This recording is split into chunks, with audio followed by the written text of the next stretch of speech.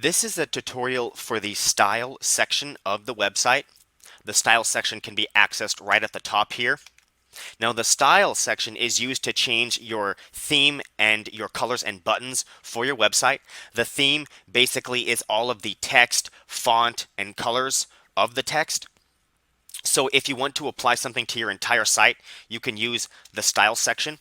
Keep in mind, however, all of this text, such as in the header and in these content blocks, you can change that text and colors within those individual widgets themselves. However, if you want to apply a completely different style to the entire website, you can just go to the style section and you would simply choose a style you want to apply.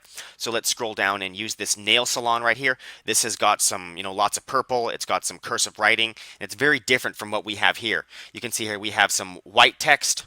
We have buttons that are kind of purple, but they're different than this nail salon. So when we apply this, you would simply choose this site, and you also have to save and update the site before it'll apply properly. So once you save and update the site, you'll see now we have cursive up here at the top. We have like purple in the background, some flowers. This text is purple with cursive, and the buttons have changed colors, and it did it instantly and automatically. So if I want to do something different like the sushi restaurant, you can apply that and save it.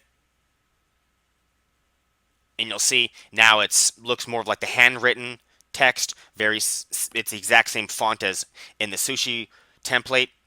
The buttons are now red with white text, and it's just white text on a black background. And this can be used to change the style and theme of your website with the click of a button.